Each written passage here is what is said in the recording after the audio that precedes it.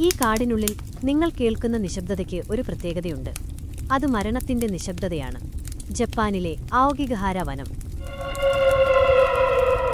പുറത്തുനിന്ന് നോക്കിയാൽ അതിമനോഹരം. പക്ഷേ ഉള്ളിലേക്ക് കയറുന്ന ഓരോ പത്തടിയിലും നിങ്ങൾ കാണുന്നത് മരങ്ങളിൽ തൂങ്ങിയാടുന്ന കയറുകളും ഉപേക്ഷിക്കപ്പെട്ട മനുഷ്യശരീരങ്ങളുമാണ്. ഇവിടേക്ക് വരുന്നത് ആരും കാണാതിരിക്കാൻ പലരും മുഖംമൂടി ധരിച്ചാണ് എത്താറുള്ളത്. ഒരിക്കൽ അകപ്പെട്ടാൽ ഈ വനം നിങ്ങളെ തിരികെ വിടില്ല. ഈ കാടിന് ഇത്രയും പേടിപ്പെടുത്തുന്ന ഒരു ചരിത്രമുണ്ട്. പണ്ട് ജപ്പാനിൽ കടുത്ത ക്ഷാമമുണ്ടായപ്പോൾ ആഹാരം പങ്കുവയ്ക്കാൻ കഴിയാതെ വന്ന കുടുംബങ്ങൾ തങ്ങളുടെ പ്രായമായ മാതാപിതാക്കളെ ഈ കാടിനുള്ളിൽ ഉപേക്ഷിക്കുമായിരുന്നു. ഉപേക്ഷിട്ടെ എന്നാണ് ഈ ക്രൂരമായ ആചാരം അറിയപ്പെടുന്നത്. ആഹാരവും വെള്ളവുമില്ലാതെ കൊടും തണുപ്പിൽ ആ പ്രായമായവർ അവിടെ കിടന്നു മരിക്കും. തങ്ങളെ ഉപേക്ഷിച്ചു പോയ മക്കളോടുള്ള പകയുമായി അവരുടെ ആത്മാക്കൾ ഇന്നും ആ മരങ്ങൾക്കിടയിൽ ഉണ്ടെന്നാണ് പറയപ്പെടുന്നത്. ശാസ്ത്രത്തിന് പോലും വിശദീകരിക്കാൻ കഴിയാത്ത കാര്യങ്ങളാണ് ഇവിടെ നടക്കുന്നത്. കാടിനുള്ളിൽ കോമ്പസ് സൂചികൾ വട്ടത്തിൽ കറങ്ങും. മൊബൈൽ റേഞ്ച് അപ്രത്യക്ഷമാകും.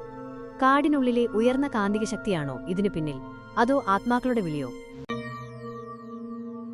ഇവിടെ പട്രോളിങ്ങിന് പോകുന്ന ഉദ്യോഗസ്ഥർ പറയുന്നത് പലപ്പോഴും രാത്രികളിൽ കാടിനുള്ളിൽ നിന്ന് അലർച്ചകളും കരച്ചിലുകളും കേൾക്കാറുണ്ടെന്നാണ്. മരങ്ങൾക്കിടയിലൂടെ വെളുത്ത രൂപങ്ങൾ സഞ്ചരിക്കുന്നത് കണ്ടവരും കുറവല്ല. ഇന്ന് ഈ വനം സന്ദർശിക്കുന്നവർക്കായി അധികൃതർ ഒരു മുന്നറിയിപ്പ് നൽകുന്നുണ്ട്. ഒരിക്കലും നടപ്പാതകളിൽ നിന്ന് മാറി നടക്കരുത്. കാരണം വഴിതെറ്റിയാൽ നിങ്ങളെ കാത്തിരിക്കുന്നത് ആ ആത്മാക്കളായിരിക്കും. ഈ കാടിനുള്ളിൽ മരങ്ങളിൽ കെട്ടിയിട്ടിരിക്കുന്ന നീളമേറിയ പ്ലാസ്റ്റിക് റിബണുകൾ നിങ്ങൾ കാണാം. ഇത് വെറുമൊരു അലങ്കാരമല്ല. ജീവിതം അവസാനിപ്പിക്കാൻ എത്തുന്നവർ മനസ്സ് മാറിയാൽ തിരികെ വരാൻ വേണ്ടി അടയാളം വെക്കുന്നതാണ് ഈ റിബണുകൾ. പക്ഷേ പലപ്പോഴും ഈ റിബണുകൾ അവസാനിക്കുന്നത് ഒരു മരത്തിന്റെ ചുവട്ടിലോ അല്ലെങ്കിൽ ഉപേക്ഷിക്കപ്പെട്ട ഒരു ടെന്റിന് മുന്നിലോ ആയിരിക്കും. ആ കാഴ്ച നൽകുന്ന ഭയം വിവരിക്കാനാവാത്തതാണ്.